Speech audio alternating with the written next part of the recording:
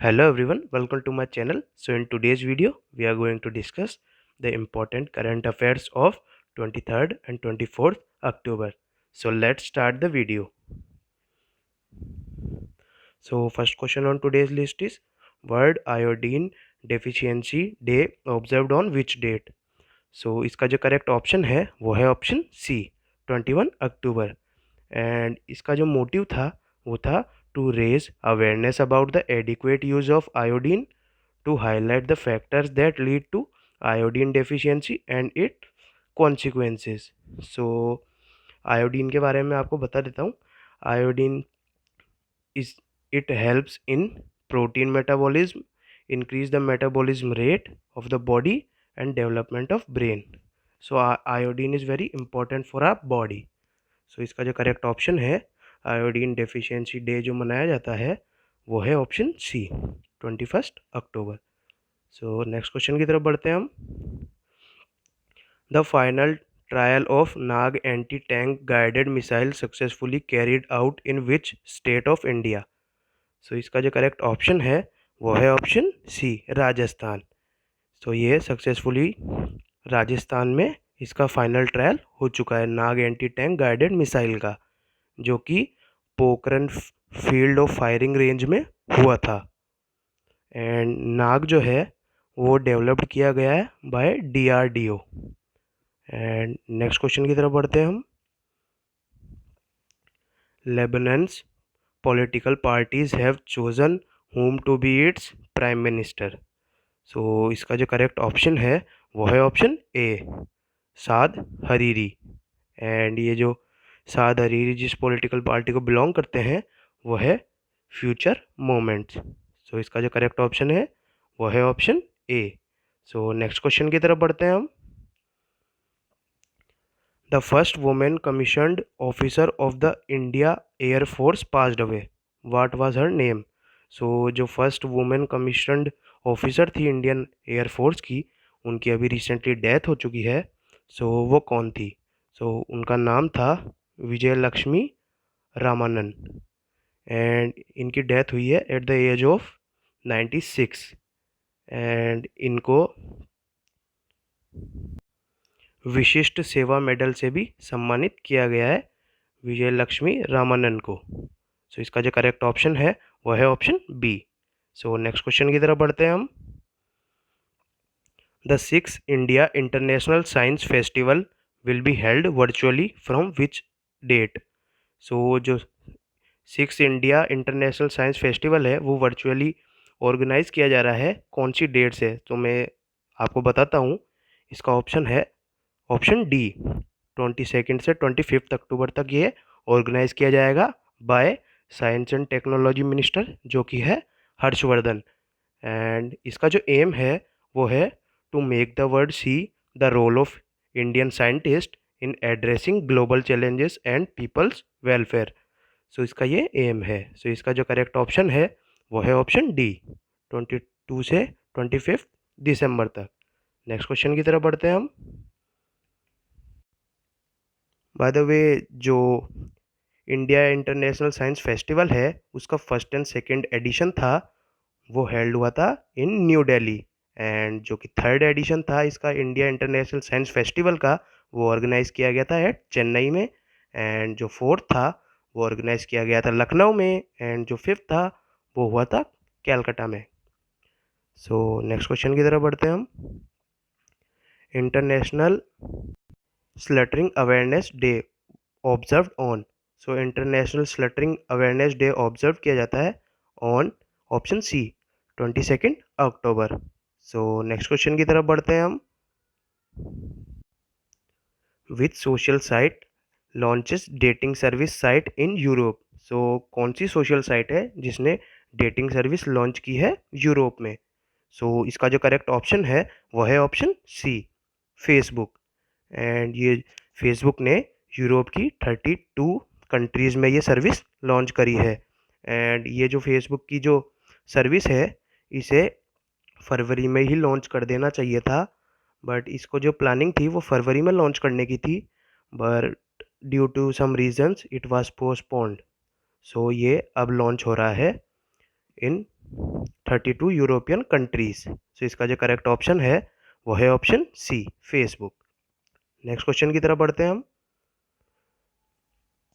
India's first ever khadi fabric footwear launched by which ministry? So it was launched by Ministry of MSME। So जो कि नितिन गडकरी जो हैं वो ministry of MSME के head हैं, जो इस मिनिस्ट्री को संभालते हैं। एंड इन्होंने इंडिया की फर्स्ट फैब्रिक फुटवेयर लॉन्च किया है। एंड ये Nitin Gadkari ministry of road and transport highway के भी मिनिस्टर हैं। एंड इसकी जो प्राइस रहेगी वो रहेगी each pair of khadi shoes की between 1100 to 3300। And Nitin Gadkari के बारे में आपको बताता हूँ, इन्होंने सर्व कर रखा है as a president of BJP from 2009 to 2013। तो इसका जो करेक्ट ऑप्शन है वो है option C, ministry of MSME। So next question की तरफ बढ़ते हैं हम। सो नेक्स्ट जो क्वेश्चन है वो है world development information day observed on. So ये जो world development information day observe किया जाता है ये 24 अक्टूबर ऑप्शन सी को सेलिब्रेट किया जाता है। एंड ये जो वर्ल्ड डेवलपमेंट इंफॉर्मेशन डे है ये इस्टेब्लिश किया गया था by the general assembly of United Nation in the year 1972 में। एंड इसका जो एम है वो है to draw the attention of the world to development problems and the need of strengthen international corporation to solve them. तो ये इसका M है। इसका जो करेक्ट ऑप्शन है वो है option C, 24 October. So next question की तरफ बढ़ते हैं हम। Pakistan to be in which list of financial action task force?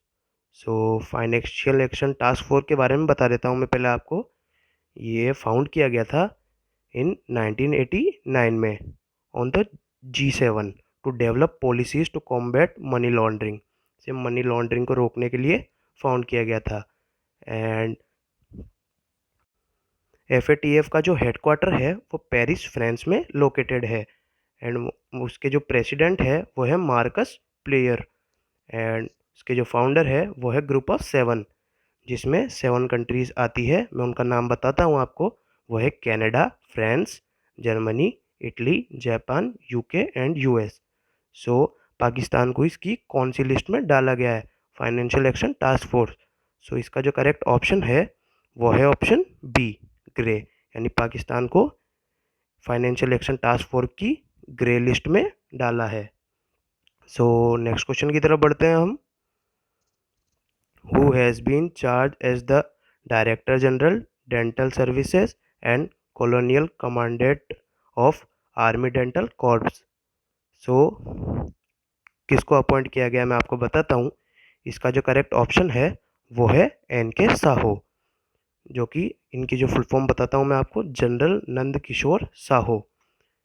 And ये जो जनरल नंद किशोर साहो है ये बॉर्न हुए थे ओडिशा में। ये ओडिशा में बॉर्न हुए थे।